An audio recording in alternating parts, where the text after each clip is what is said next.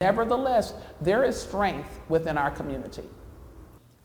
I think one of the things which is so interesting is not only was he born in 1898, but he was born in the segregated South and in a small town. He was born, I think, in Ocala.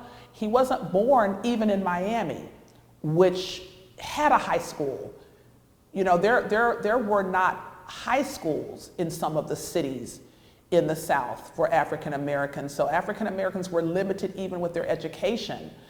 And so to realize all of the things that which he could have identified as roadblocks and which things he might have said, well, you know, might have served as discouragements, I would imagine he embraced as challenges and that he pressed his way in order to be able to become, just to get a high school diploma, much less go to college and get a law degree. Incredible. But I think that says to people today who have obstacles, all of us do. Some have obstacles because of physical limitations, some because of socioeconomic limitations, some because of family situations.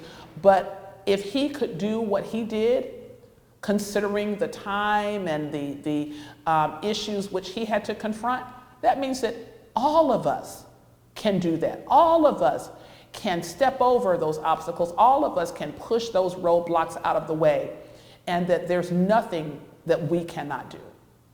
I remember the first time that I appeared in that courthouse. I am a real estate and probate attorney, and typically my travels would not take me into what is the family courthouse. Unfortunately for the litigants here in Dade County, but fortunately for me, the probate division of the court had to move into that building several years ago because of some issues on the floor where that division was housed.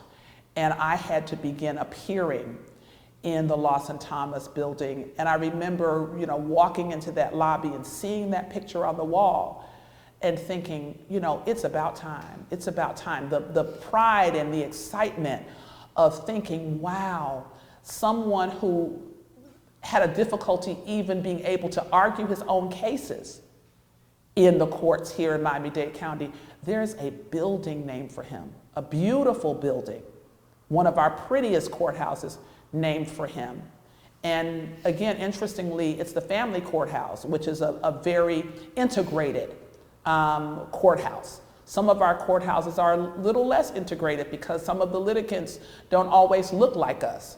But the family courthouse, you know, deals with all kinds of matters because all families, you know, have issues. So there's dissolution of marriage going on there, and there's adoption going on there, and there's child support and custody going on there.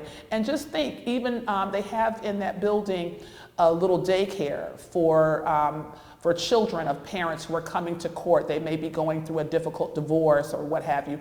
And there's a little area for children to you know, sit and be in the care of some court personnel while their parents are in court.